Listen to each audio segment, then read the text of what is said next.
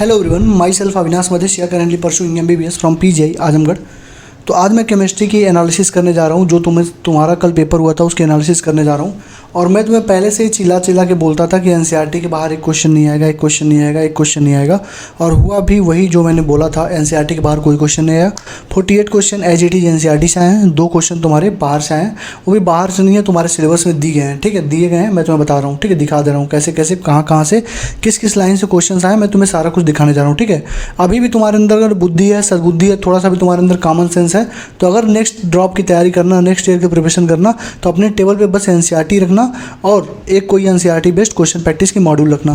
फालतू के मोटे मोटे मॉड्यूल कोचिंग के चक्कर में, ऑफलाइन कोचिंग के चक्कर में पढ़ोगे तो जैसे अभी तक बर्बाद हुए हो, आगे भी बर्बाद होगे। ठीक है, और फालतू के लोग जो गाइडेंस देते फिरते हैं ना, उनसे भी थोड़ा दूर रहो। ठीक है, चलो देखो, केमिस्ट्री एनालिसिस हम लोग करने जा रहे हैं। 48 क्वेश्चन डायरेक्ट NCERT से हैं। अभी मैंने NCERT दिखाया है। ठीक है, अभी मैं तुमको सारे क्वेश्चन कल जो है पूरे तुमको उसमें दिखाऊंगा, PYQ से। ठीक है, और जो मैंने बोला था ना कि 13 घंटे में पूरे 13 आवर्स में पूरे फिजिकल केमिस्ट्री, अभी मैं तुम्हारे क्वेश्चन में, तुम्हारे पेपर में 19 क्वेश्चन फिजिकल केमिस्ट्री के पूछे गए। 19 questions were asked from physical chemistry, और तुम्हें मैं दिखाऊंगा कि 19 के 19 क्वेश्चन उन 13 घंटे के लेक्चर से आए हुए हैं। कल तुम देखना, मैं तुम्हें दिखाऊंगा, तुम्हारी आंखें खुली के खुली रह जाएंगी। भरोसा नहीं था ना मुझ पर, मत करना, अब कर लेना। ठीक है, देखने के बाद भरोसा कर लेना। ठीक, एज इट इज क्वेश्चन आए और तुम्हारे में एक क्वेश्चन पूछा है, मैंने उसी तरह के 10 क्वेश्चन करवाए थे। अब बोलो, अभी से आया तुम्हें क्या चाहिए? तुम्हारे में एक क्वेश्चन पूछा है, मैंने 5-10 उसी तरह के 5-10 क्वेश्चन तुमसे सॉल्व करवाए थे, और 2-3 क्वेश्चन होमवर्क भी दिए थे, ये कर लेना, ये कर लेना, और बाकी 5-6 तो मैंने खुद करवाए थे उसी तरह के, सेम एज इट इज। कुछ क्वेश्चन तो मतलब डाटा भी चेंज नहीं हुआ है, ऐसे क्वेश्चन आए हैं। ठीक है, तो मैं तुम्हें कल दिखाऊंगा। ठीक है, अब तक भरोसा नहीं किया, अब कर लेना। ठीक, आ जाओ। 48 आउट ऑफ मतलब NCERT है और 2 हमारे आउट ऑफ NCERT है, बट इन सिलेबस। ये जो 2 क्वेश्चन है वो तुम्हारे सिलेबस में, अभी दिखाता हूँ मैं कहाँ पे। देखो, पहला क्वेश्चन देखो, 51 नंबर कह रहा है, arrange the following element in the increasing order of electronegativity. Electronegativity का ऑर्डर पूछा, ये देखो जो NCERT है उसका टेबल नंबर 3.8 देखो, एज इट इज यहाँ पे ऑर्डर लिखा हुआ है इलेक्ट्रोनेगेटिविटी का। ठीक, NCERT है ना ये, देखो आगे देखो, ये देखो कह रहा है कौन सा इसमें से ट्रांसफॉर्मेशन करवा देगा, कौन सा इसका ट्रांसफॉर्मेशन करवाएगा। CH2 है, एल्कीन है यहाँ पे, और ये हमारा किस में चला गया, एल्डिहाइड में। तो यहाँ देखो ज़रा, ये देखो एल्कीन है, इसमें ये डाल दोगे तब क्या है, BS3 का ट्वाइस NB2S6 है, ये बनेगा। फिर ये डालोगे तो ये बनेगा। ठीक है, देख रहे हो, एज इट इज क्वेश्चन। यहाँ पे देखो, यहाँ से तो मतलब कुछ पार्ट यहाँ से लिया गया, कुछ पार्ट यहाँ से मतलब ले लिया गया। मतलब सिंपल सी बात है, एल्डिहाइड है, कीटोन है। ठीक है, primary alcohol aldehyde, secondary alcohol ketone. ठीक, ये भी NCERT का ही क्वेश्चन है। ठीक है, CrO3 BS3, CrO3 BS3, ये देखो CrO3 BS3 हो गया, CrO3 हो गया। समझ रहे हो? तो कहाँ से है ये? NCERT का ही क्वेश्चन है, NCERT के ही लाइन उठा के दिए गए थे। ठीक है, इसलिए बार बार बोल रहा था कि NCERT पढ़ो। तीसरा क्वेश्चन देखो, कह रहा है कौन सा SN1 फास्टेस्ट देगा। तो तुमको उसने पूछा SN1, तुमको देखो NCERT मैंने क्या क्या बोला था। अभी जो हाईलाइटेड क्वेश्चन दिया हो ना, मैंने 350 क्वेश्चन के राउंड तुम्हें ऑर्गेनिक में हाईलाइट करके दिए हैं। तुम जाके एक बार पेपर मिलाओ अपना, उसके बाहर भी कुछ नहीं आया है। जो 350 हाईलाइटेड थे उसी में से सब कुछ आया हुआ है। ठीक है, अब देखो यहाँ पे SN1 पूछा, ये देखो यहाँ पे ऑर्डर ऑफ रिएक्टिविटी बताओ SN1 SN2 का। एग्जाम्पल नंबर 6.7, एग्जाम्पल नंबर 6.6 देखो, बताओ SN2 में कौन फास्टर होगा। ये देखो 6.9, बताओ कौन सा रिएक्ट करेगा फास्टर इन SN2 रिएक्शन। ये देखो इंटेक्स्ट का क्वेश्चन पूछ रहा है कौन SN2 मैकेनिज्म से फास्टर रिएक्ट करेगा। ये देखो पूछ रहा है कौन SN1 से फास्टर रिएक्ट करेगा। देख रहे हो कितने क्वेश्चन, 5-6 क्वेश्चन पूछा कि नहीं पूछा। ठीक है, तो ये हमारे हो गए। तो तुमने देखा ही होगा कि मतलब एक क्वेश्चन तुमसे पूछा है और 5-6 क्वेश्चन NCERT में खुद दिया हुआ है। और NCERT चिल्ला चिल्ला कहती है कि NCERT ही करो, सब कुछ, सब लोग यही बोलते हैं कि NCERT ही करो, बट पता नहीं तुम लोग क्या करते रहते हो। ठीक है, आगे देखो, क्वेश्चन नंबर 54 देखो, कह रहा है कि for the reaction 2AB+C KC दिया है और A=B=C दिया है। बताओ रिएक्शन इक्विलिब्रियम में, फॉरवर्ड में, रिवर्स में, कहाँ पे है। ठीक है, ये देखो QC ग्रेटर देन, अगर KC ज़्यादा है तो लेफ्ट से राइट में जाएगी, QC ज़्यादा है तो राइट से लेफ्ट में जाएगी। ये देखो एक क्वेश्चन यहाँ पे दिया हुआ है, रिएक्शन कहाँ प्रोसीड करेगी। एक क्वेश्चन यहाँ पर दिया हुआ है, रिएक्शन कहाँ प्रोसीड करेगी। यही सेम टू सेम तो क्वेश्चन ही पूछा है यार यहाँ पे, समझ रहे हो? तो NCERT इतनी ज़्यादा इंपॉर्टेंस है। आगे से पढ़ना, आगे से तैयारी करना तो NCERT लेके बैठना। फालतू के जो मोटे मोटे मॉड्यूल लगा रहे हो ना कोचिंग के, तो भाई लगाते रह जाओगे, PhD करते रह जाओगे। ठीक है, ये देखो question 55, highest number of helium atom 4 mole helium, 4 ग्राम, ये 22 इतना, ये देखो यहाँ पे देखो कह रहा है किस में लार्जेस्ट नंबर ऑफ एटम है। 1.28 नंबर क्वेश्चन है एनसीईआरटी के एटम मोल कॉन्सेप्ट वाले चैप्टर का। देखो 1 ग्राम AU 1 ग्राम NA, जो इसको लगाएगा वो इसको तो आराम से लगाएगा, सेम क्वेश्चन, बस वैल्यू चेंज कर दिया है। ठीक, एनसीईआरटी है कि नहीं है बताओ। आ गया हो यहाँ पे देखो, ये थर्मोडायनामिक्स का क्वेश्चन है। यहाँ पे कुछ प्रोसेस दिया हुआ है, यहाँ पे बोला है कि क्या होगा, मतलब एडियाबेटिक में कोई हीट एक्सचेंज नहीं होगा, आइसोथर्मल में कांस्टेंट टेम्परेचर पे होगा। तो यहाँ पे देखो एनसीईआरटी में कहाँ दिया हुआ, ये देखो एडियाबेटिक में, देखो यहाँ पे एडियाबेटिक में हीट एक्सचेंज 0 हो जाएगा। ठीक, यहाँ देखो कांस्टेंट टेम्परेचर पे जो बोल्स लॉ होता है, बोल्स लॉ क्या कहता है कि number of gas inversely proportional to volume होगा। इधर देखो आइसोथर्मल में टेम्परेचर कांस्टेंट होगा। ठीक है, तो यहाँ पे देखो सब एडियाबेटिक हो गया, आइसोथर्मल हो गया, आइसोकोरिक हो गया, आइसोबारिक में प्रेशर कांस्टेंट होता है। तो ये सारी चीज़ें एनसीईआरटी में लिखी हुई हैं। ठीक है, तुमको कहीं भटकने की ज़रूरत नहीं है। ठीक, आगे आ जाओ। ये देखो क्वेश्चन 57 दिया हुआ है, the energy of an electron in the ground state n equal to 1 है for helium plus n is -x joule, then that for electron n equal to, देखो कह रहा है कि n इक्वल टू 1 में x जूल है, -x joule, तो n equal to 2 में B+3 के लिए एनर्जी क्या होगा, -13.6 Z²/n² लगाओ। यहाँ पे देखो, यहाँ पे भी क्वेश्चन पूछा था, calculate the energy associated with the first orbit of helium. यहाँ पे हीलियम पे पूछा था, यहाँ से रेडियस पूछा था, तुमको एनर्जी मतलब क्या दिया था उसने, एनर्जी पूछा था और रेडियस पूछा था। ठीक है, यहाँ पे तुमसे एनर्जी पूछा, ये क्वेश्चन देखो 2.18। ये देखो यहाँ पर भी क्या पूछा है कि एनर्जी इन जूल बताओ। यहाँ पर देखो 2.16, देखो energy associated with the first orbit में दिया है और तुमसे 5th ऑर्बिट में पूछ रहा है। तो समझ रहे हो, तुम देखो तुमसे यहाँ पे क्या दिया, पहले ऑर्बिट में दिया था, दूसरे में पूछ रहा था। यहाँ पे देखो पहले में दिया था, 5वें में पूछ रहा था। यहाँ पर देखो एनर्जी पूछ रहा है सीधे, यहाँ पे सीधे रेडियस पूछ रहा है, यहाँ पर भी एनर्जी पूछ रहा है। ठीक है, अब इससे आसान क्वेश्चन क्या लोगे, एनसीईआरटी के क्वेश्चंस है कि नहीं मुझे ये बताओ बस, एनसीईआरटी क्वेश्चंस है ना। आगे देखो, ये देखो कह रहा है कि इसमें सिग्मा बॉन्ड पाई बॉन्ड बताओ। ये देखो क्वेश्चन 58, यहाँ देखो एग्जांपल नंबर 9.8 प्रॉब्लम नंबर, मतलब कह रहा है calculate the number of sigma and pi bond in the above structure. देख रहे हो क्या चाहिए तुमको भाई, क्या चाहिए, कुछ स्ट्रक्चर बने हुए थे यहाँ पे, वही सेम चीज़ सेम क्वेश्चन यहाँ से उठा के पूछा है। ठीक है ना, आगे आओ। क्वेश्चन नंबर 59 देखो, कह रहा है कि ये तुम्हारे पास है, इसका हाइब्रिडेशन बता दो। तो बाबू यहाँ देखो, इधर देखना ज़रा, ये देखो इधर XeF4 है, यहाँ देखो XeF4 का दिया हुआ है। ठीक है, यहाँ देखो BrF5 है, ये देखो दिया हुआ है। ठीक है, NH3SF6 है, ये देखो SF4 का दिया हुआ है यहाँ पे। इधर देखना, अभी पूरा नहीं लिखा है, दूसरा भी यहाँ पे था। ठीक है, तो दोनों मिला के सारा यहाँ से दिया हुआ है। तो देखो ये पूरा मतलब डाटा ही, जो ये मतलब मैंने बोला था ना स्टार्टिंग से कि जब भी रिवीजन करना, गो थ्रू करना, तो बस बेसिक चीज़ें देखना और जो चार्ट बने हुए वो देखना।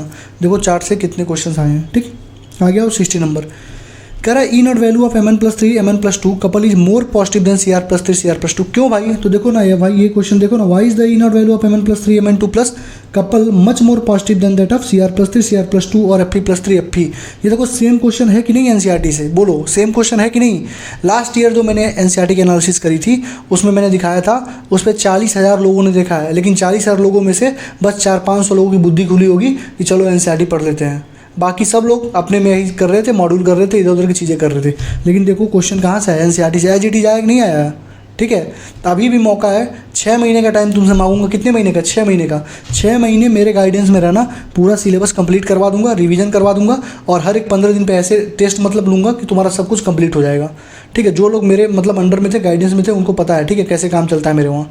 ठीक, तो 6 महीने की अगर मेरे अंडर में रहोगे तो सारी चीज़ें कवरअप हो जाएगी। टेलीग्राम का लिंक डिस्क्रिप्शन में मिलेगा, जाना, सारे PDF तुमको टेलीग्राम पे मिलेंगे और वहाँ पे मैं सबके डाउट के रिप्लाई करता हूँ। ठीक है, तो कोई भी डाउट होगा तो डाउट वाले ग्रुप में पूछना, रात में सोने से पहले सबके डाउट के रिप्लाई करके ही जाता हूँ। ठीक, और 15 तारीख को मार्क द डेट, 15 तारीख को 2-3 लोग ऐसे हैं, 2-3 यूट्यूबर ऐसे हैं जिन्होंने एकदम इतनी गंदगी मचा के रखी यूट्यूब पे, उनके बारे में एक एक्सपोज वीडियो आ रही है। कितने तारीख को, 15 तारीख को शाम को 7 बजे। ठीक है, इतने मतलब उनकी हर एक बात झूठी है, जो वो चीज़ क्लेम कर रहे हैं हर एक चीज़ उनकी झूठी है। ठीक है, तो अगर इस गंदगी को साफ करने में मेरा साथ देना चाहते हो, टेलीग्राम ज्वाइन कर लो। 15 तारीख को वीडियो देखना और तुम बताना तुम्हारे साथ तो फ्रॉड हुआ कि नहीं। मेंटरशिप के नाम पे फ्रॉड हुआ है। मेंटरशिप में 2-2 हज़ार 2500 रुपये लेके बच्चों को 1% का ध्यान नहीं दिया गया है। फालतू के टेस्ट सीरीज लॉन्च किए गए हैं, 30-30 हज़ार 50,000 मतलब क्वेश्चन दिए गए हैं। कोई मतलब नहीं था, कोई मतलब सेंस ही नहीं था किसी चीज़ का। ठीक है, लेकिन फिर भी बच्चों को लूटा गया, हर एक चीज़ किया गया। और जो लोग भी हैं बहुत गलत कर रहे थे, मैंने बहुत बार चेतावनी दी थी, उसके बावजूद उन्होंने किया। तो 15 तारीख को मार्क द टाइम, 15 तारीख को 7 बजे। ठीक है, पहली वीडियो आएगी, उसके बाद 20 तारीख को दूसरे आदमी के ऊपर वीडियो आएगी, दूसरे यूट्यूबर के ऊपर, फिर 20 तारीख को 25 तारीख को तीसरे यूट्यूबर के ऊपर वीडियो आएगी, जो मतलब जिन्होंने तुम्हारे साथ पूरी तरह से खिलवाड़ किया है, ठीक है, बहुत बुरे तरीके से तुम्हें लूटा है, बहुत बुरे तरीके से तुम्हारा खिलवाड़ किया है। तुम्हारा सिलेक्शन हो जाना चाहिए था, बट उन लोगों के चक्कर में फंस के तुम्हारा सिलेक्शन नहीं हुआ है, ठीक है। मैं बताऊँगा क्यों और कैसे, ठीक। आगे देखो, ये देखो यहाँ पर भी वही चीज़ लिखा हुआ था। ये देखो trends in M3+2 M+2 standard electrode potential, देखो यहाँ पर भी वही चीज़ लिखा हुआ है। लेकिन इसको तो छोड़ो, लेकिन तुम देखो यहीं पे डायरेक्ट ये क्वेश्चन एग्जाम्पल नंबर में पूछा हुआ, एग्जाम्पल 8.7, ठीक। आगे आओ, 61 कह रहा है किसमें KP और KC नॉट इक्वल है। तो भाई डेल्टा एन जी देख लो ना, KP equal to KC RT power delta n g देख लो कहाँ पे होता है। तो यहाँ पे देखो सेम क्वेश्चन यहाँ पे तुमको NCERT में दिया हुआ है। यहाँ पे तुमसे पूछा है क्या, KP बता दो, KC दिया हुआ है, KP पूछा है। यहाँ पे तुमसे क्या पूछा है, KC पूछा है। तो वही तो चीज़ है यार, तुमसे बस क्या पूछा था, KP इक्वल टू क्या होता है, KC RT power delta n g. तुमको बताना था डेल्टा एन जी किसका, डेल्टा एन जी जिसका 0 होगा, वहाँ पे मतलब 10 पे पावर 0 या किसी पावर 0 1 होता है ना, तो KP हमारा KC हो जाएगा। तो ये भी NCERT क्वेश्चन था। PYQ में तो भर भर के क्वेश्चन ये पूछा है, लेकिन मैं अभी PYQ के एनालिसिस कर ही ना हूँ, मैं तो अभी NCERT के से दिखा रहा हूँ कि NCERT से क्वेश्चन है, ठीक। आगे आ जाओ, यहाँ पर देखो KC पूछा है, KP दिया हुआ है, KC पूछा है, ठीक। ये देखो ग्रुप नंबर 16 एलिमेंट में which one does not show -2 oxidation state. तो यहाँ देखो stability of -2 oxidation state decreases down the group, polonium hardly show -2 oxidation state. दिया कि नहीं दिया NCERT में, बोलो NCERT में दिया कि नहीं दिया। आगे बढ़ो आओ, अब देखना ये जो मैंने एनालिसिस करी है ना, बहुत मेहनत से करी है, ठीक है, कल रात से कर रहा हूँ। लेकिन देखना कुछ मतलब जो होते हैं ना 2 कौड़ी के लोग होते हैं, वो इसको चुरा लेंगे, ठीक है, ऐसे स्क्रीनशॉट ले लेंगे और जाके बस ऐसे करके अपने चैनल पे डाल देंगे। और मतलब इतने बेशरम है कि मतलब उनको क्रेडिट तक नहीं दिया जाता कि हाँ मैंने इस बच्चे से उठाया है, उसने इतना मेहनत किया, मैंने इस बच्चे से। अरे भाई ये क्रेडिट दे दो तो कुछ घट जाएगा तुम्हारा, ले लो ना भाई, यूज़ करो, तुम पहुँचाओ, तुम्हारे पास ज़्यादा बच्चे हैं तो तुम लोगों के पास पहुँचाओ। लेकिन कम से कम जो छोटा यूट्यूबर, जो छोटा मतलब काम कर रहा है, तुम्हारा छोटा भाई है ना वो, तो उसकी क्रेडिट नहीं तुम दे सकते हो यार, ठीक है। देखना अभी तुम कल परसों में देखना, ये सेम चीज़ कहीं ना कहीं तुमको कॉपी पेस्ट मिल जाएगी। 3-4 लोग तो फिक्स करेंगे, वो हमेशा करते हैं, ठीक। देखो spin only magnetic moment is same for beach of the following. कह रहा है स्पिन ओनली मैग्नेटिक मोमेंट किसके लिए सेम होगा, इतना दिया हुआ है। यहाँ देखो स्पिन ओनली मैग्नेटिक मोमेंट का फॉर्मूला दिया है यहाँ पे, और यहाँ पे देखो scandium, titanium, chromium, manganese Fe+2। यहाँ पे देखो scandium, titanium, manganese, chromium Fe+2 सब कुछ दिया है कि नहीं दिया है। यहाँ पे देखो इस चार्ट में सब कुछ दिया कि नहीं दिया है। तो तुम्हें दिख रहा होगा 5-6 तो चार्ट से क्वेश्चन पूछ लिया है, ठीक है, NCERT है ना। ये देखो यहाँ पर भी पूछा है, ठीक। आ गया हो, कह रहा है कि बताओ C6H14 में उसका IPSC नाम क्या होगा। तो भैया तुम प्रॉब्लम नंबर 9.1 पे आ जाना और देखना एज इट इज़ दिया हुआ है C6H14। C6H14 के बोला है सारे आइसोमर लिखो और सारे के IPSC नाम लिखो। तो तुमसे बस यहाँ पर क्या पूछा, तुमसे बस क्या पूछा, नाम पूछा है, बता दो, सेम क्वेश्चन है ना। तो कोई दिक्कत है यहाँ तक ना, सारी चीज़ें पूछे जा रही कि नहीं पूछे जा रही, ये बताओ मुझे। NCERT था कि नहीं, अभी तक आउट ऑफ NCERT कुछ नहीं है। यहाँ पे देखो कह रहा है 2 स्टेटमेंट है, boiling point 3 isomeric N pentane, isopentane, neopentane का बॉइलिंग पॉइंट बताओ। ये जरा देखो, पेंटेन का बॉइलिंग पॉइंट 309, इसका आइसोपेंटेन का 301, 2,3 डाइमेथाइल, इसका मतलब नियोपेंटेन का 282। दिया है कि नहीं दिया मुझे ये बताओ बस, ठीक है।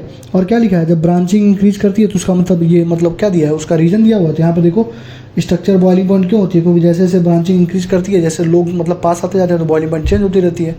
तो बोलो ये सेम चीज़ दिया हुआ कि नहीं NCERT में। देखो ये सेम चीज़ एज इट इज़ डाटा उठा के इसने पूछ लिया, ठीक है।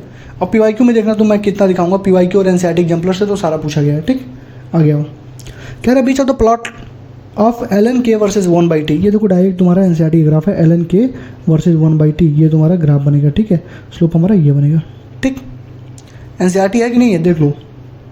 ये देखो हेनरी लॉ कांस्टेंट KH की वैल्यू दी है, सॉल्युबिलिटी पूछ रही है। तो यहाँ ज़रा तुम ध्यान से देखना, देखो higher the value of KH lower is the solubility, यानी कि जिसकी KH ज़्यादा उसकी सॉल्युबिलिटी कम, यही ना होती है। और तुमने जब अवतार सीरीज को फॉलो किया होगा, मैंने जब फिजिकल केमिस्ट्री पढ़ाई थी, तो बोलो ये पॉइंट मैंने हाईलाइट करवाया था कि नहीं करवाया था, बोलो करवाया था कि नहीं करवाया था। और जब मैं 30 मिनट की मैं फॉर्मूले वाली सीरीज चला रहा था, तो उसमें इस चीज़ को टेम्परेचर पे, KH पे, सॉल्युबिलिटी पे सब कुछ बताया था कि नहीं बताया था, तुम बोलो बताया था ना यार। नहीं तुमको नहीं, अगर ऐसा लग रहा है कि ये आगे आलतू फालतू बात कर रहा है, झूठ बोल रहा है, तो भाई कल एक बार और आ जाना, ठीक है। 19 क्वेश्चन है, 5 मिनट के अंदर बता दूंगा मैंने कितने क्वेश्चन करवाए थे, सारी चीज़ें, ठीक है। और जो तुम्हारा फिजिक्स का पेपर है ना, जो लोग बोल रहे हो ना हार्ड है, जिन्होंने भी अवतार सीरीज फॉलो करी है, ऑलमोस्ट 10 से ज़्यादा बच्चों ने मैसेज कर दिया, 140-150 नंबर उनके आ रहे हैं।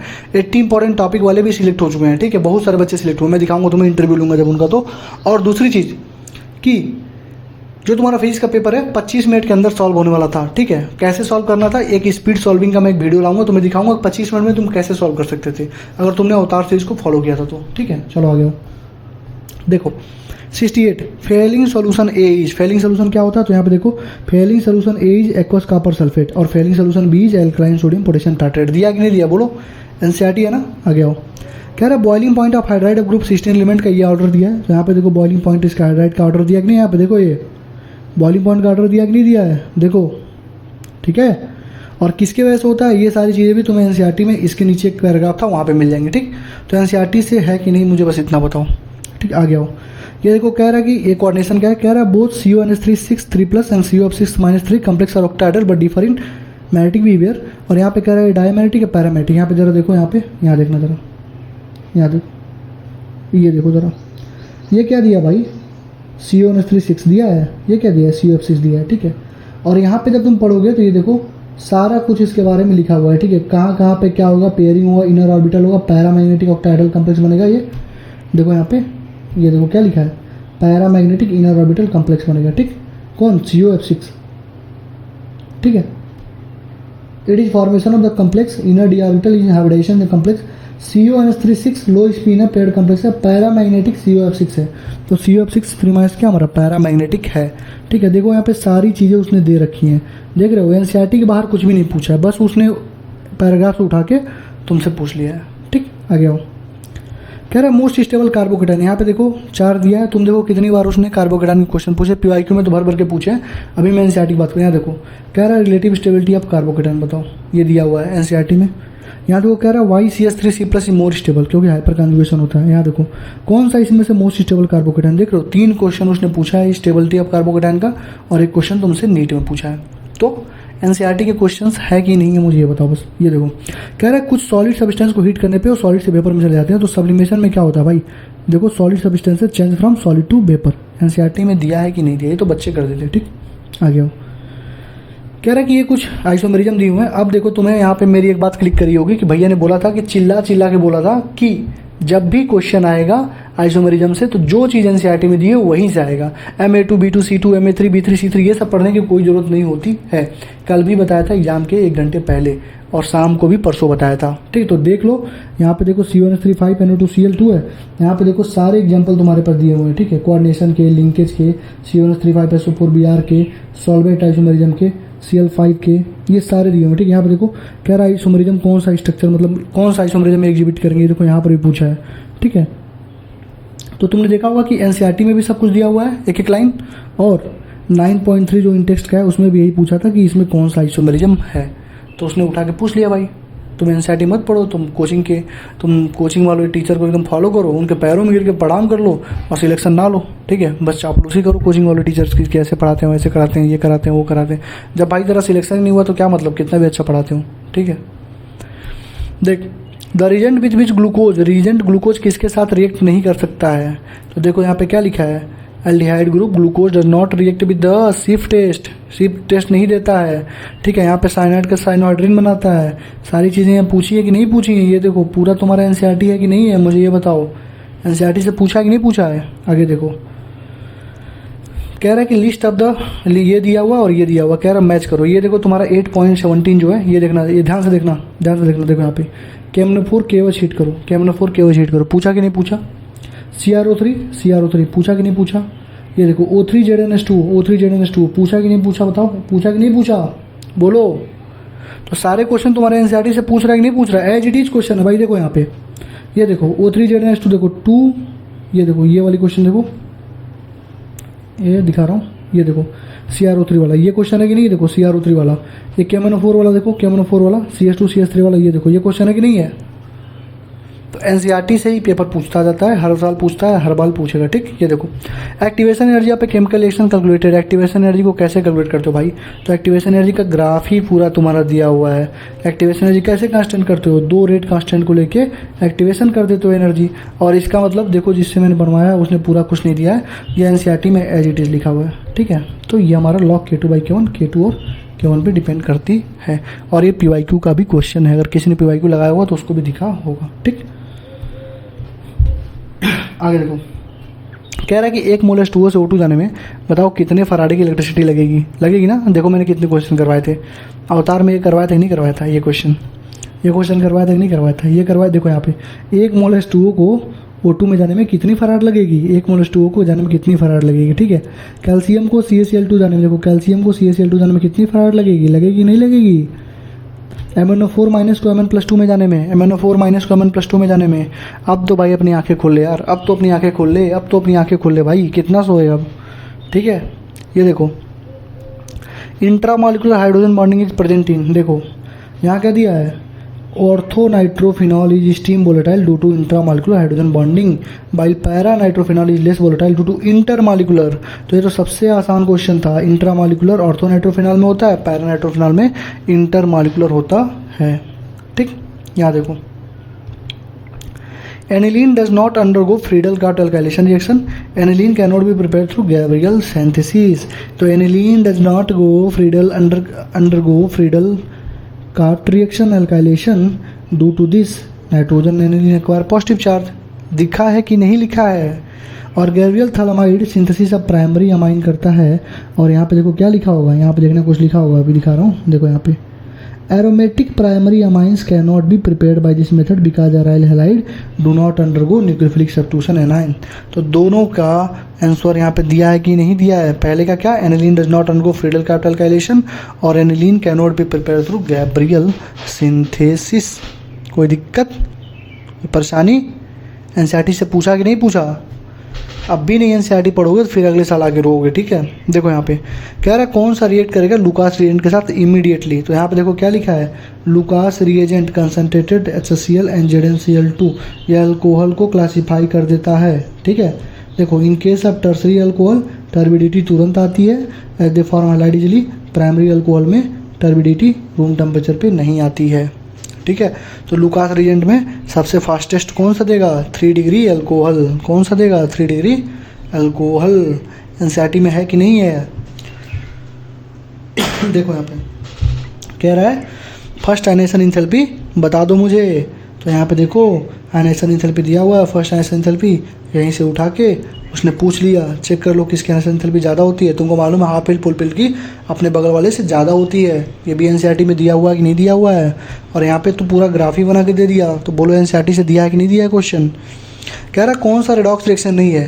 तो अब देखो ये एक तुमसे पूछा 82 नंबर, तुम देखो 8.3 वाला। 8.3 में क्या पूछा है, justify the following reactions are redox reaction. तुम बताओ रेडॉक्स रिएक्शन है कि नहीं है। तो वही क्वेश्चन पूछा कि नहीं पूछा।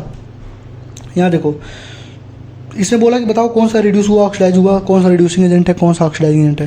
तो अगर तुमने ये भी कर लिया होता तब भी तुमको आइडिया हो गया होता कि रेडॉक्स रिएक्शन होता क्या है। लेकिन ये तो देखो 8.3 तो चिल्ला के सेम क्वेश्चन ही है, जस्टिफाई करना रेडॉक्स रिएक्शन है कि नहीं है। तो ये और ये दोनों सेम क्वेश्चन है, ठीक। आ गया हो। ये देखो एटॉमिक स्ट्रक्चर से देखो क्वांटम नंबर से Ml, Ms, L और N। तो N हमारा क्या बताता है, प्रिंसिपल क्वांटम नंबर क्या बताता है। यहाँ देखो N हमारा बताता है क्या, इधर देखो N हमारा बताता है साइज और large extent of energy of orbital, ठीक है। L हमारा बताता है शेप, L हमारा क्या बताता है, शेप। तो साइज कौन बताता है, साइज ऑफ ऑर्बिटल बताएगा N, L बताएगा शेप ऑफ ऑर्बिटल। और ML, MS हमारे क्या बताते हैं, MS तो हमारा स्पिन बताता है। MS देखो हमारा क्या होता है, ये देखो ML जो होता है हमारे पास, ये ML हमारा क्या बताता है, ओरिएंटेशन। देखो यहाँ पे क्या लिखा है, ओरिएंटेशन, ठीक। और MS तुमको मालूम है स्पिन क्वांटम नंबर है, 1 + 1 - होता है, ये बताता है, ठीक। तो एनसीईआरटी से नहीं, देखो यहाँ पे स्पिन क्वांटम नंबर, ठीक। यहाँ देखो थर्मोडायनेमिक्स का क्वेश्चन देखो, कह रहा है in which of the following process entropy increases. किसमें इंट्रॉपी इंक्रीज होगी। तो कुछ नहीं करना है मुन्ना। देखो liquid evaporate to vapour, liquid crystallize to solid. देखो यहाँ पे वेपर दिया था, यहाँ पे सॉलिड दे दिया। यहाँ पे टेम्परेचर 0 से 115 दिया था, यहाँ पे 130 से 0 दिया था। कुछ देख रहे हो, कुछ समझ रहे हो। उसने उल्टा बस कर दिया, ठीक है। ये क्वेश्चन था, यहाँ इवापोरेट किया वेपर में, इसने सॉलिड बनवा दिया। ये घट रहा था, इसने बढ़ा दिया। देख रहे हो, उल्टा किया। यह देखो NaCO3 से Na2CO3 CO2, ये देखो यहाँ पे सेम क्वेश्चन है। और यहाँ पे दिया था यहाँ पे दिया H2 से 2H, यहाँ पे उसने क्या कर दिया Cl2 से 2Cl। उसने थोड़ी भी मेहनत नहीं करी है एग्जामिनर ने, बस उसने उल्टा सीधा करके दे दिया है, ठीक है। तो देखो एज इट इज़ क्वेश्चन है कि नहीं है, सारे क्वेश्चन सेम टू सेम है कि नहीं एनसीईआरटी से, देख लो, मिला लो भैया, सारे question same to same NCERT से हैं कि नहीं है, मिला लो, ठीक है। तो क्वेश्चन नंबर 85 देखो ना, 85 देखो, कह रहा 1 ग्राम सोडियम हाइड्रोक्साइड है, ट्रीट किया गया 0.75 SCl से 25 ml से। कह रहा mass of sodium hydroxide left unreacted. तुम्हें देखते ही पता लग गया लेफ्ट अनरिएक्टेड से ही कि LR का क्वेश्चन, लिमिटिंग रीजन का क्वेश्चन है। ऐसे क्वेश्चन एक बार तुम्हारे दो बार तुम्हारे में आया है PYQ में। अब यहाँ पे देखो जरा एक बार। कह रहा 50 प्रॉब्लम नंबर 1.5, 50 kg N2 है, 10 kg H2 है। कह रहा है calculate the amount of NH3, कितना NH3 फॉर्म्ड होगा। Identify the limiting reagent in the production of NH3। कह रहा लिमिटिंग रीजेंट बताओ, कौन कितना बचेगा वो सब बताओ। देखो सेम क्वेश्चन है कि नहीं है, बस डाटा चेंज है। ठीक, यहाँ देखो कह रहा dinitrogen react with each other to produce ammonia according to the equation. कह रहा है calculate the mass of ammonia produce. उसको लिख रहा है कौन सा इसमें से रिमेन अनरिएक्टेड। यहाँ पे देखो क्या है, कौन सा लेफ्ट अनरिएक्टेड है और यहाँ पे क्या है रिमेन अनरिएक्टेड। क्या है, रिमेन अनरिएक्टेड। और बताओ कौन सा रह जाएगा और उसका कितना मास रिमेन रहेगा अनरिएक्टेड। तो यहाँ पर भी तो वही पूछा है कितना मास अनरिएक्टेड रहेगा, यहाँ पर भी तो वही पूछा है कितना मास अनरिएक्टेड रहेगा। तो 1.24 नंबर जो क्वेश्चन है वो तुम्हारा एजीटी यहाँ पे उठा के पूछ दिया गया, बस डाटा चेंज कर दिया गया है। ठीक है, एनसीईआरटी से क्वेश्चन मिल रहा है कि नहीं मिल रहा मुझे ये बताओ। आगे आओ, देखो ये सेक्शन बी है। सेक्शन बी में क्वेश्चन नंबर 86 देखो। कह रहा है 3ROH में PCl3 डाल रहे हो तो 3RCl बन रहा है। तो देखो यहाँ पे देखो ये तो सेम यार, हेलो एल्केन हेलो एरिन का जो पहला प्रिपरेशन है वहीं पे तो ये सारा लिखा हुआ है। 3ROH में PX3 डालो, PSCl3 डाल दिया, यहाँ पे PCl5 डाल दिया, ROH में PCl5 डाल दिया, RCl बन गया, POCl3 बन गया और B बन गया। तो यहाँ पे B का वैल्यू क्या होगा, POCl3 होगा। ठीक है, यहाँ पे क्या होगा, H3PO3 होगा। तो सेम क्वेश्चन एनसीईआरटी से उठा के पूछ लिया तुमसे। ठीक है, और तुम एनसीईआरटी पढ़ते नहीं हो। यहाँ देखो, यहाँ पर भी वही सेम चीज़ है। कह रहा मेजर प्रोडक्ट बताओ। यहाँ पे देखो क्या दिया है, PBr3, यहाँ पे क्या दिया है, PX3। PX3 क्या लिख सकते हो, PBr3 लिख सकते हो यहाँ पे। तो क्या बन जाएगा, यहाँ पे 3RBr बन जाएगा और H3PO3 बन जाएगा। और इसका रिएक्शन कराया अल्कोहलिक QH को हीट करके। तो यहाँ पे देखो डिहाइड्रोहेलोजिनेशन बीटा एलिमिनेशन रिएक्शन होगी। जब इसका तुम अल्कोहलिक QH के साथ डेल्टा मतलब हीट करोगे तो तुम्हारा ये वाला रिएक्शन बन जाएगा, ये वाला हमारा आंसर बनेगा। ठीक है, तो डायरेक्ट तो नहीं पूछा है लेकिन दोनों का ही मिश्रण कर दिया, मतलब ये तो डायरेक्ट है पहला वाला। अब ऐसा तो थोड़ी ना यार बार बार ROH डाल के पूछेगा, ROH डाल के अभी ऊपर ही पूछा है तो फिर बार बार थोड़ी ना ROH पूछेगा तुमसे। तो उसने क्या किया, इस बार PBr3 डाल के PBr3 दे के इसको कर दिया। ठीक, इसको पूछ लिया। डिहाइड्रोजनेशन है, बीटा एलिमिनेशन है। ठीक, तो देखो एक पहला पार्ट यहाँ पे, दूसरा पार्ट यहाँ पे, एनसीईआरटी से ही लेकिन पूछा है। ठीक, आगे आ जाओ। कह रहा है कि identify the major product from the reaction CH3 CH2 CH2I NaCN डाल रहे हो तो ये बन रहा है फिर पार्शियल हाइड्रोलिसिस। ये सारी चीज़ें दिया हुआ ना, यहाँ देखो CH3 CH2Cl है, उसमें इथेनॉलिक NaCN डाल रहे हो तो हमारा ये प्रोपेनाइट्रिल बन गया। रिडक्शन करोगे तो अमाइन बन गया, फिर ये NaCN। ये सब एग्जाम्पल दिया हुआ भाई, एग्जाम्पल में इसने सॉल्व किया हुआ है। यहाँ पे देखो गिव द स्ट्रक्चर 13.9 में देखो CH3 CH2I में NaCN डाल रहे हो, यहाँ पे CH3 CH2 CH2I में NaCN डाल रहे हो। हुआ कि नहीं हुआ, OH का पार्शियल हाइड्रोलिसिस कर रहे हो, OH का पार्शियल हाइड्रोलिसिस कर रहे हो, लास्ट में NaOH डाल रहे हो, लास्ट में NaOH डाल रहे हो। अब देखो तुम्हारी आंखें खुली कि नहीं खुली, तुम्हारी आंखें खुली कि नहीं खुली कि एज इट इज ये क्वेश्चन उठा के 13.9 जो हमारा एनसीईआरटी क्वेश्चन है उसको उठा के तुम्हारा पूछ लिया। ठीक है, अब इसके बाद भी अगर मूर्खता करोगे, अगर इसके बाद भी बेवकूफ़ी करना है, इसके बाद भी मतलब इधर उधर भटकना है, ऐसे ऐसे करना है, ये इतना अच्छा है वो उतना, अरे भाई कोई कितना, मैं ही कितना अच्छा पढ़ाया 80 इंपॉर्टेंट टॉपिक में, लेकिन सबका सिलेक्शन नहीं हुआ तो मेरे पढ़ाने क्या मतलब है। ठीक है, जिनका हो गया उन्हीं का तो मतलब है ना यार, जिनका सिलेक्शन हो गया उन्हीं का तो मतलब है ना यार। लगभग 15-16 लोगों के सिलेक्शन हुए उस बैच से, मतलब अभी तक 15-16 लोगों ने मुझे मैसेज किया कि भैया सिलेक्शन हो जाएगा। ठीक है, 620 640 660 कुछ लोग कैटेगरीज हैं तो 520 550, जिनको 460 चाहिए थे 500 नंबर पा रहे हैं। तो क्यों लास्ट में जो 40 टॉपिक मैंने बताए थे वो पढ़ के बच्चों ने कितने 80 90 नंबर के क्वेश्चन कर लिए फिजिक्स में। ठीक है, क्योंकि सारा वहीं से तो आया पेपर। अभी मैं तुम्हें कल दिखाऊँगा, तुम देख लेना एक बार। ठीक, 15 तारीख को लेकिन आना ज़रूर। ठीक है, एक्सपोज सीरीज़ में आना ज़रूर भाई, देखना कि मतलब तुम्हारे साथ कैसे कैसे तुमको कैसे बेवकूफ़ बनाया जाता है। तो ये हमारा हो गया ये वाला। ठीक, यहाँ पर भी देखो हर जगह दिया हुआ है, ये सारी चीज़ दी है, हाफमैन ब्रोमाइड डिग्रेडेशन रिएक्शन सब कुछ दिया हुआ है भाई। NaOH देखो NaOH सब कुछ दिया हुआ है, लेकिन तुमको तो यही क्वेश्चन मिल गया डायरेक्ट, यहाँ से पूछा गया। आगे आ जाओ, ये देखो ड्यूरिंग द प्रिपरेशन ऑफ मोहर साल्ट, मैंने बोला ना 2 क्वेश्चन आउट ऑफ एनसीईआरटी थे, 2 क्वेश्चन आउट ऑफ एनसीईआरटी थे, तो एक क्वेश्चन ये था। ठीक है, उसमें से क्वालिटेटिव क्या था हमारा, साल्ट एनालिसिस का क्वेश्चन है ये। ठीक, और इसको मैंने तुम्हें पढ़ाया नहीं था साल्ट एनालिसिस को। और दूसरी चीज़ ये 15 में से जो 10 करना था उसमें आया था। ठीक, एक ही नहीं 2 आया, एक तो ये आया, अब ये आगे देखना। ठीक, तो पहला क्वेश्चन तुम्हें मिला जो आउट ऑफ एनसीईआरटी, ये देखो क्वेश्चन नंबर 90, इसका नहीं लगाया हूँ क्या, अरे यार क्वेश्चन नंबर 90 लगाया नहीं हूँ। देखो ये भी एनसीईआरटी क्वेश्चन है, तुम जाकर चेक कर लेना, बता रहा हूँ मैं। देखो तुमको हर जगह उसने के निकालने को पूछा है, एनसीईआरटी में उसने हर जगह कम से कम 4 से 5 क्वेश्चन में एग्जाम्पल में इन टेक्स्ट में उसने के निकालने को पूछा है। तुमसे अल्फा पूछा है, के इक्वल टू होता है सी अल्फा स्क्वायर, तो अल्फा इक्वल टू क्या हो जाएगा, के अपन सी अंडर रूट में, बस यही निकालना था। ठीक है, तो ये 4-5 जगह एनसीईआरटी में पूछा, देखो उसने लगाया नहीं है जिसको मैंने बोला था लगाने के लिए। ठीक है, तो 4-5 जगह तुमको एनसीईआरटी में क्वेश्चन मिल जाएगा। Question number 90। ठीक, क्वेश्चन नंबर 91 देखो, कह रहा है work done during the reversible isothermal. Reversible isothermal में वर्क डन बता दो। ये तुमको फिजिक्स में भी पढ़ाया जाता है, यहाँ पर भी बताया जाता है। देखो फॉर्मूला देखो, बस फॉर्मूला लगाना था, आंसर लाना था। ऐसे क्वेश्चन तुम्हारे पीवाईक्यू में पूछे गए हैं, पीवाईक्यू से नहीं उठा के मैंने बस एनसीईआरटी का एनालिसिस किया है। तो एनसीईआरटी का ये वाला फॉर्मूला देखो, work done Q equal to क्या minus work done equal to क्या होता है 2.303 NRT log western V final by V initial. तुमसे दिया है क्या, तुमको भैया वॉल्यूम तो दिया ही नहीं, तुमको प्रेशर दिया है, तो क्या होता है यहाँ पर हो जाएगा P1/P2। क्यों, क्योंकि पी वी इक्वल टू होता है एनआरटी, तो पी भी हमारा क्या होता है कांस्टेंट हो जाएगा, तो P इनवर्स टू V हो जाता है। तो जहाँ पे P1/P2 होता है वहाँ पे V2/V1 होता है। तो देखो V2/V1 दिया है, तो यहाँ पे P1/P2 हो जाएगा। ठीक है, तो एज इट इज क्वेश्चन था, बस तुमको उसमें वैल्यू रखना है 2.303 एनआरटी। एन की वैल्यू कितनी दी है, कुछ दी नहीं थी, तो आर टेम्परेचर 25 डिग्री था, तो 25 को कन्वर्ट कर लेते तुम केल्विन में, और बाकी प्रेशर तुमको दिया ही था फाइनल इनिशियल। बस लगा के पुट कर दो, आंसर तुम्हारा था। एनसीईआरटी से क्वेश्चन है कि नहीं है, मुझे बस इतना बताओ। ठीक, आगे देखो question number 92, mass in grams of copper deposited by passing इतना करंट, वोल्ट मीटर में कितना मास डिपोजिट होगा करंट इलेक्ट्रिसिटी में।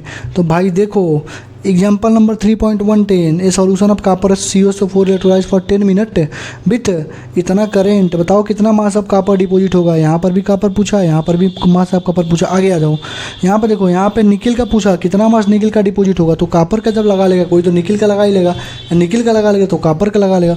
दोनों क्वेश्चन एनसीईआरटी से हैं कि नहीं है, मुझे बस इतना बताओ। ठीक, आगे आ जाओ। क्वेश्चन नंबर 93 कह रहे थे रेट ऑफ रिएक्शन क्वाड्रपल्स फ्रॉम इतना तो इतना, बताओ एनर्जी ऑफ एक्टिवेशन क्या होगी। तो यहाँ देखो रेट कांस्टेंट दिया हुआ है, ये उल्टा क्वेश्चन उन्होंने लगा के पुट करके दे दिया है। ठीक है, उन्होंने उल्टा क्वेश्चन लगा के पुट करके दिया है, यहीं से हो जाएगा रेट। देखो यहाँ से क्या हो जाएगा, यहीं से लगा दोगे, रेट क्वाड्रपल हो जा रहा है, इसको 4 के रख दो, इसको के रख दो, बस सॉल्व कर लो, यहीं से आंसर आ जाएगा। तो ये भी एनसीईआरटी का ही क्वेश्चन है। ठीक है, लेकिन जिसने भी इसको लगाया है उसको मैं 21 तोपों की सलामी देना चाहूँगा, क्योंकि उसने अभी और नहीं देखा कि 4.11, 4.12 और इन टेक्स्ट में भी क्वेश्चन दिए हुए हैं जो एज इट इज पूछे गए हैं। ठीक है, और पीवाईक्यू में भी ये क्वेश्चन बहुत बार पूछा गया है, और एनसीईआरटी के बैक एक्सरसाइज में भी ये क्वेश्चन बहुत बार पूछा गया है। ठीक है, तुम्हें जाके देख लेना, या फिर ये क्वेश्चन से भी कर सकते हो। ठीक, दूसरी चीज़ ये कि जब मैं तुम्हें कल जो 19 क्वेश्चन फिजिकल केमिस्ट्री के अवतार सीरीज से आए हैं एज इट इज, एक एक क्वेश्चन जब दिखाऊंगा तो वहाँ मैं तुम्हें दिखाऊंगा कि मैंने ये क्वेश्चन करवाया था, तो एनसीईआरटी में देख लेना, मैं तुम्हें दिखा दूंगा। ठीक, आ गया क्वेश्चन नंबर 94 कह रहा है plot of osmotic pressure pi और कंसंट्रेशन है, टेम्परेचर बताओ जहाँ पर ऑस्मोटिक प्रेशर मेजरमेंट डन कर सकते हैं। तो भैया ये फॉर्मूला देखो, पाई इक्वल टू क्या CRT, लगा दो भाई, लगा दो भाई, लगा दो भाई। क्या दिया, पाई दिया है, तो बस तुमसे टेम्परेचर पूछ रहा है, तो पाई/CR कर दो। क्या चाहिए यार तुम्हें, यही सब तो पूछ रहा है भाई, यही सब पूछ रहा है। पाई इक्वल टू CRT, तुमसे टेम्परेचर पूछा, पाई/CR करके तुमने लगा लिया। एनसीईआरटी है कि नहीं मुझे ये बताओ। क्वेश्चन नंबर 95 देखो, ये वाली क्वेश्चन देखो, ये जो है तुम्हारा आउट ऑफ एनसीईआरटी था, ये तुम्हारा साल्ट एनालिसिस से क्वेश्चन पूछा गया है। किससे पूछा गया, साल्ट एनालिसिस से क्वेश्चन पूछा गया। ठीक है, ये भी तुम्हारे सिलेबस में था, लेकिन मतलब एनसीईआरटी में तुमको नहीं मिलेगा। ठीक है, आउट ऑफ एनसीईआरटी नहीं बोल सकते, एनसीईआरटी के ही सिलेबस में था। ठीक, आ गया हो। यहाँ देखो कोऑर्डिनेशन से फिर से क्वेश्चन पूछा, CO3+6 इज होमोलिप्टिक वाइल ये हेट्रोलिप्टिक है। तो यहाँ पे देखो होमोलिप्टिक हेट्रोलिप्टिक में देखो मैंने क्या बोला था, एनसीईआरटी के बाहर कुछ भी नहीं पूछेगा। देखो यहाँ पे CO3+6 यहाँ पे देखो CO3+6 आर नोन एज हेमोलिप्टिक, और CO3+4Cl2+, CO3+4Cl2+ हेट्रोलिप्टिक। अब भैया जब तुम्हारे सामने भाई मैं खाना बना के रख दिया हूँ भाई, ऐसे उठा के तुमको ऐसे खाना है खाना, तो भैया तुम काहे पहाड़ खोद रहे हो, काहे पहाड़ पे चढ़ रहे हो, काहे पहाड़ से उतर रहे हो। जब डायरेक्ट तुमको एनसीईआरटी दी हो, तुम एनसीईआरटी रट लो ना भाई, 50 के 50 क्वेश्चन ले जाओ, एनसीईआरटी रटो, ले जाओ सिलेक्शन। लेकिन रटोगे नहीं तुम कहोगे this teacher that teacher is very good in offline, I will go and attend the offline classes and what ever, I will not care. मेरा सिलेबस भले ही अप्रैल में कंप्लीट हो, लेकिन मैं पढ़ूंगा तो सर से ही, ऑफलाइन ही पढ़ूंगा। सर ने बहुत अच्छा नोट्स दिया है, सर ने बहुत अच्छा कराया है। तो भाई अंधभक्ति करोगे, चाटुकारिता करोगे, तो ऐसे चाटते ही रह जाओगे। ठीक है, बाकी कुछ नहीं होगा तुम्हारा। ठीक है, तो एनसीईआरटी पढ़ो, एनसीईआरटी पे ही स्टिक रहो, 1 टीचर 1 बुक 1 स्ट्रेटजी को फॉलो करो, चाटुकारिता से दूर रहो। ठीक है, किसी का भी उतना ज़्यादा चाटुकारिता मत करो। ठीक है, ओवर हाइप्ड लोग हो चुके हैं इस टाइम, ठीक है। भले बेमतलब का हाइप बना के रखे हैं, ठीक है, बेमतलब का हाइप बना के रखा गया है, ठीक है। तो 96 का एनसीईआरटी मैंने तुम्हें दिखा दिया। 97 कह रहा था the pair of lanthanide ions which are diamagnetic is. देखो जब मैंने 80 इंपॉर्टेंट टॉपिक बताया था केमिस्ट्री में कि ये कर लो, यहाँ से क्वेश्चन है कि बहुत सारे लोगों ने पूछा है कैसे थोड़ी आ जाते हैं। 40 क्वेश्चन 85 इंपॉर्टेंट टॉपिक से एज इट इज आए हैं। कल रोडी नंदन तुम्हें उसकी दिखाएगा, उसने पढ़ाया था ना, मैंने नहीं पढ़ाया था ना 85, उसने पढ़ाया था। कल तुम्हें दिखाएगा कि सारे क्वेश्चन वहीं से आए जो उसने पढ़ाया है, ठीक है। तो तुम लोगों को बस स्टडी वीडियो देखनी होती है, तो भाई देखो स्टडी वीडियो। देखो the pair of lanthanide ions जो डायमैग्नेटिक हैं, तो यहाँ पे देखो, यहाँ देखो सीरियम दिया है, यू दिया है, सब कुछ दिया हुआ है यहाँ पे, ठीक है। सब कुछ दिया हुआ है यहाँ पे, देखो सब कुछ दिया हुआ है, ठीक, देख रहे हो यहाँ पे टोटल हर एक चीज़ यहाँ पे दिया हुआ है। बस तुम्हें क्या करना था इसमें कि जो डायमैग्नेटिक होते हैं क्या होते हैं, इवन वाले क्या होते हैं, बोलो डाया होते हैं, ऑड वाले क्या होते हैं, पैरा होते हैं, एक्सेप्शन क्या होता है, B2 O2 S2। ये तुम्हें मैंने MOT में भी बताया था जब पढ़ाया था। तो वही सेम क्वेश्चन उठा के यहाँ से उसने पूछ लिया, यहाँ से इलेक्ट्रॉनिक कन्फिगरेशन देखनी थी, लिखनी थी और देख लेना था कि इसमें डायमैग्नेटिक है, कौन सा पैरामैग्नेटिक है, खत्म हो जाती कहानी, ठीक। कह रहा है कि कौन फॉर द गिवन रिएक्शन क्या होगा। तो यहाँ पे देखो एल्कीन एक बना हुआ है और KMnO4H+ बना हुआ है। तो यहाँ देखो एल्कीन एक बना हुआ है, यहाँ पे KMnO4H+ बना हुआ है, यहाँ पे एल्कीन एक बना हुआ है, KMnO4H+ बना हुआ है। यहाँ पे देखो साइक्लोहेक्सीन है, KMnO4H2SO4 बना हुआ है। तो यहाँ पे मतलब तीनों जगहों से चिल्ला के तुम्हें बोल रहा है कि इथानोइक एसिड यहाँ पे बन रहा है, ठीक। मतलब टर्मिनल वाले से एल्डिहाइड कीटोन और यहाँ से इथानोइक एसिड। तो सारी चीज़ें तुम्हारे एनसीईआरटी में ही दी हुई है, तुम फालतू को भटक रहे थे। आगे देखो कह रहा 3 रेजोनेंस, कह रहा कौन सा करेक्ट है, 3 resonance structure can be drawn from ozone. तो ओजोन के तुम एनसीईआरटी में देखोगे 2 रेजोनेटिंग स्ट्रक्चर बने हुए हैं, ठीक है। BF3 नॉन जीरो, BF3 का नॉन जीरो होता है क्या, BF3 का क्या होता है, जीरो होता है, तो गलत हो गया। Dipole moment of NH3 is greater than NH3। तो डाइपोल मोमेंट ऑफ NH3 4.9 होता है, इसका 0.8 होता है। तो बताओ कौन सा ज़्यादा है। देखो एनसीईआरटी में दिया हुआ कि नहीं दिया हुआ है सारी चीज़ें। कैनोनिकल फॉर्म ऑफ CO32- का कैनोनिकल फॉर्म भी तुम्हारे एनसीईआरटी में दिया हुआ है। देखो यहाँ पे 3 स्ट्रक्चर बन रहे नहीं CO32- के। तो बोलो यार जब पेपर ही आ रहा है, ठीक है, तो क्यों परेशान थे भाई मेरे, क्यों परेशान थे। ये देखो मॉलिक्यूलर फार्मूला, एम्पिरिकल फार्मूला पूछा। देखो एक बार यहाँ पे एनसीईआरटी में पूछा है, एक बार यहाँ पे पूछा है एनसीईआरटी में। PYQ को तो बात ही छोड़ दो, ठीक है। तो ये हमारा हो गया एनसीईआरटी का पेपर एनालिसिस। और मैं तुम्हें दिखा दिया कि सारे क्वेश्चन 48 क्वेश्चन एनसीईआरटी से ही पूछे गए हैं और 2 क्वेश्चन बस तुम्हारे कहाँ से पूछे गए हैं, साल्ट एनालिसिस से। और यही पेपर हर साल आएगा, हर साल ऐसे ही पूछे जाएंगे, ठीक है। तो तुम्हारे पास 2 तरीके हैं, 2 ऑप्शन है, 2 रास्ते हैं। या तो तुम भटक जाओ, या तो तुम सुधर जाओ, सुधर जाओ, जो गलतियां हुई हैं उसको हटा लो, सुधर जाओ। अभी टाइम है, 6 महीने का टाइम दे दो, मेरे साथ जुड़ जाओ। 6 महीने में तुम्हारा पूरा सिलेबस, मैं पढ़ाऊँगा नहीं, मैं बस बताऊँगा कैसे क्या करना है। टेस्ट सीरीज मैं लाऊँगा, टेस्ट मैं करवाऊँगा, ठीक है। 6 महीने में पूरा सिलेबस, हर एक चीज़ तुम्हारी कवरअप करा दूंगा, कंप्लीट करा दूंगा। और 6 महीने के बाद तुम्हें मेरे साथ की आवश्यकता नहीं पड़ेगी, तुम खुद ही उतना सेल्फ सफिशिएंट हो जाओगे कि किसी दीदी भैया के चक्कर में नहीं पड़ोगे, ठीक है। तो अभी भी टाइम है, दीदी भैया की स्ट्रेटजी वीडियो देखने से कुछ नहीं होता। जिसने तुम्हें मेहनत करके पढ़ाया है, रगड़ा है जिसने, उससे मिलो, उसके साथ रहो, ठीक है। चाहे मैं हूँ, चाहे कोई और हो, चाहे रोड़ी नंदन हो, कोई भी हो, ठीक है। जिसने मेहनत करी है उसके बाद रहो। जो डेली आके स्टडी वीडियो ठोक रहा है, ये स्टडी वीडियो, वो वीडियो है मोस्ट इंपॉर्टेंट वीडियो, भाई कुछ नहीं होने वाला, ठीक है, कुछ भी नहीं होने वाला है, ठीक। तो आराम से अपनी पढ़ाई करो अब, और एनसीईआरटी ले लो। 2-3 दिन में चैनल से जुड़े रहना, टेलीग्राम का लिंक डिस्क्रिप्शन में ज्वाइन कर लो। 2-3 दिन में तुम्हें मैं बता दूंगा कैसे क्या करना है, सारी चीज़ें तुम्हारे में बता दूंगा कैसे तुम्हें 2025 के लिए अप्रोच करना है। 6 महीने में सब कुछ कंप्लीट हो जाएगा, ठीक। तो ऑल दी बेस्ट, पढ़ाई करते रहना आप। आपको ऐसा नहीं कि चलो घूमने, अब रिजल्ट आएगा तो पढ़ेंगे। अब जिसको स्टार्ट करना है स्टार्ट कर दो। और 15 तारीख को मार्क डेटेड, 15 तारीख को आना, बहुत ज़रूरी वीडियो है। इस फील्ड की गंदगी को साफ़ करना ही होगा, हमें ही करना होगा। और मैंने स्टार्ट कर दिया है। सबसे पहले हमारे जो चीफ गेस्ट होंगे सबको पता है कौन होंगे, उसके बाद दूसरे नंबर के जो चीफ गेस्ट होंगे उनको भी आप लोगों को पता होगा चीफ गेस्ट हमारे कौन होंगे, ठीक है।